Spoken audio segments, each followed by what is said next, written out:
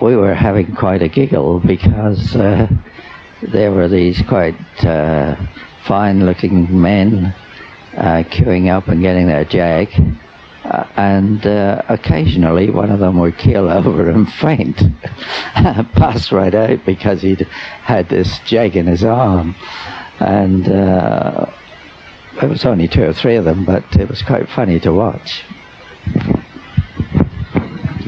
The officers of the ship were British, and of course merchant seamen, and the rest of the ship were, the ship's crew that is, were Indian, Goanese, and there was a gun on the stern of these ships, just one fairly large gun. I think it was a 6-inch gun or something, or maybe 4-inch, and it was manned by naval ratings, Royal Navy boys, and that was their job. They went wherever the merchant ship went, and of course they were able to give some sort of answer to any submarine who surfaced. Well, the ship set sail and we left Liverpool and went down through the Irish Channel. And of course this was my first experience of being at sea. I had a cabin to myself, being a petty officer rank, and I had a sort of servant. One of the Goanese looked after the cabins. He came in, made the bed and all that sort of thing. Cleaned up the cabin, there was a wash basin in the cabin, and he cleaned that up and everything, put all my things nicely, and made my bed. So that seemed okay. I hadn't been to sea before, and of course was a bit scared of submarines and things like that. So the first few nights I slept with my clothes on. We'd been issued with a Mae West, and the Mae West consisted of a tube which could be inflated, and it sort of hung around your neck, and there was a tape that hung around your neck and sort of suspended it near your waist, and then the whole thing wrapped around with tapes around your body, and through something like the sort of thing you use for blowing up, that little extension piece that you use for blowing up cycle tires, we were able to blow it up and took quite a few puffs and huffs to fill this thing with air. And of course I slept with that on too, which was quite funny really. And we proceeded through the Bay of Biscay, and in convoy. There were quite a few ships about us, all keeping station, astern and ahead and on our sides. It was quite a lot of troops and quite a reasonably large invasion force. And we of course were patrolled by destroyers. The destroyers were way out on the sides and ahead of us and astern of us.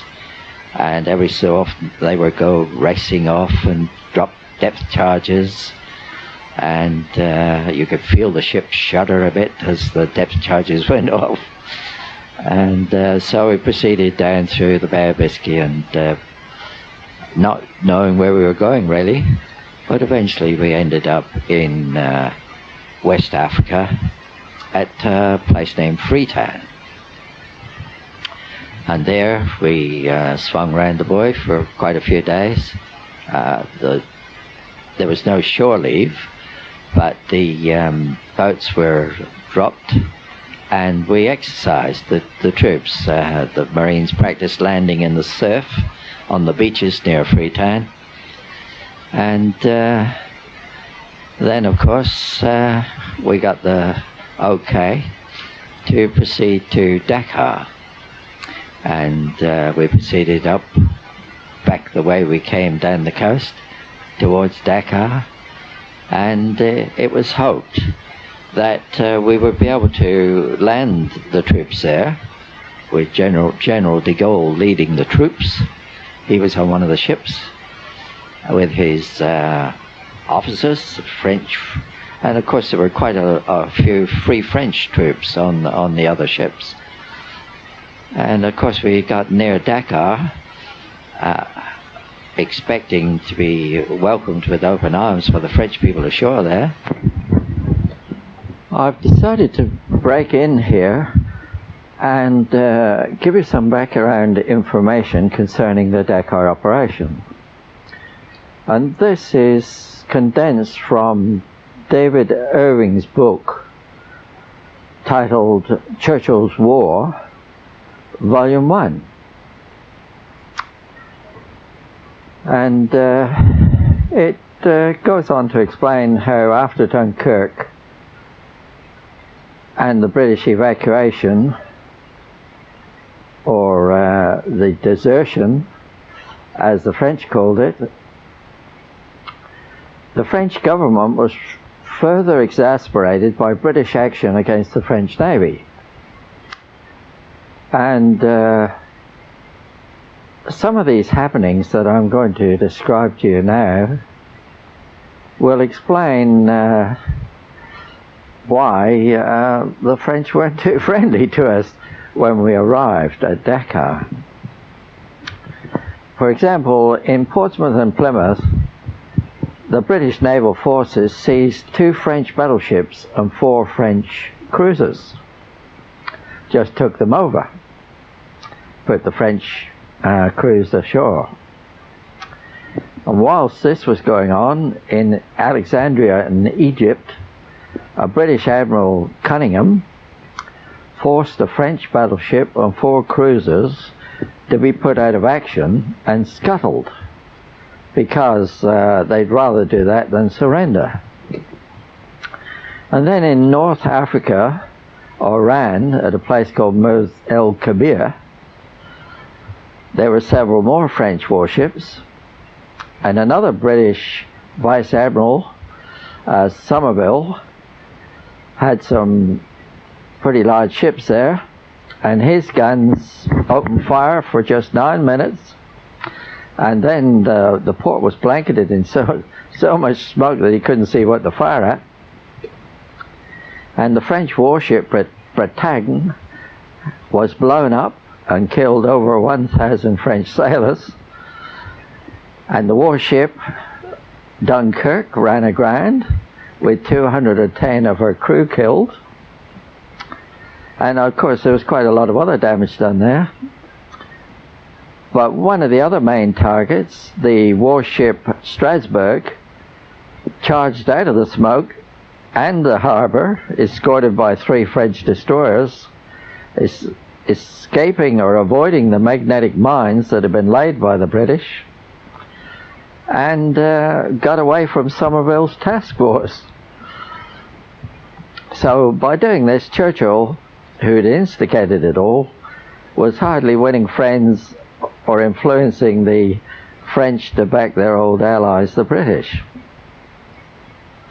And then, to add further problems for us, 6 French cruisers left Toulon in the Mediterranean on the 9th of September and steamed blithely past Gibraltar, which was quite a strong British naval base, and out of the Mediterranean and along the African coast to Dakar. And already in Dakar there was a French battleship, Richelieu. Well, to get back to my little story, where the Royal Marines aboard were being told to be friendly to the folks ashore. You can tell by the foregoing that there wasn't a great deal of hope of that. But anyway, these fellows were preparing to go ashore, and they were told to take very little ammunition and not to shoot anybody if they could help it. They protect themselves, but to perhaps encourage them to do this, they were only given one magazine of bullets each. And I don't know what was in a magazine, whether it was 8 or 9 bullets, but this is what they were supposed to go ashore with and invade this place. Of course, I knew, and I don't know whether the officers knew or not, but that quite a lot of them were wrapping ammunition under their shirts around their waists, and they had hand grenades and Lord knows what else they were carrying with them. They weren't so stupid as to go ashore with just a few bullets. Well, we finally arrived off Dakar, and of course it was a beautiful sunny day. The sea was relatively calm. There was just a slight swell. Beautiful blue sea and blue sky. And lo and behold, the people we were supposed to be friendly with send a plane or two, and they're coming over the top of us and dropping bombs. And so there are bombs falling here, there and everywhere in amongst the ships. And it's not the friendliest of gestures from anyone. Fortunately, there was no ships hit, none of the troop ships, and so we were very, very fortunate again. Well, this was on the 23rd of September that we arrived there at first light, and it was later described as a humiliating disaster. The assault forces never got off their troop ships. De Gaulle had some planes that were launched from an aircraft carrier, and they landed on the Dakar airfield and were promptly arrested by the French police there.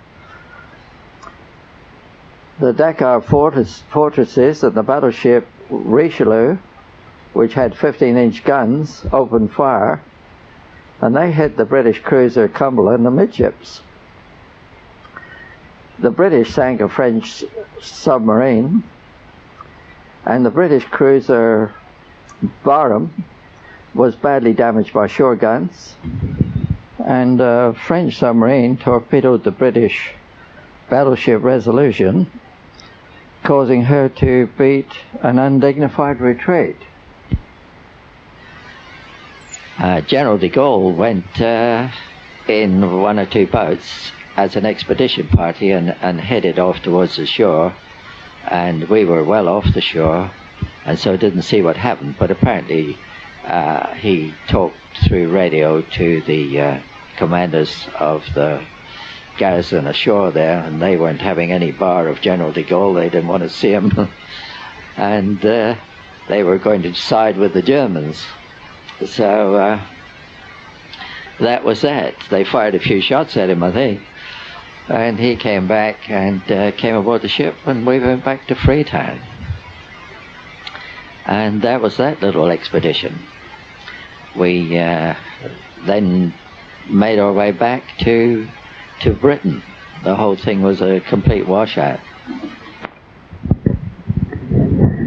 Before we left Freetown, I changed to another ship, and I'm not quite sure why that happened. I was just asked to get my gear together and move over to this other ship, and the ship I moved over to was referred to as the HMT Ettrick. It was a troop transport, and was referred to as His Majesty Ship Transport Ettrick, and it was a under a red ensign. The Royal Navy ships, of course, were white ensign, and the red ensign ships were manned by merchant navy crews, and as I said before, usually you have a gun on the back, and which might be about 4 inches or so, which was manned by Royal Navy ratings. So there was a mixture of sort of personnel on the ship.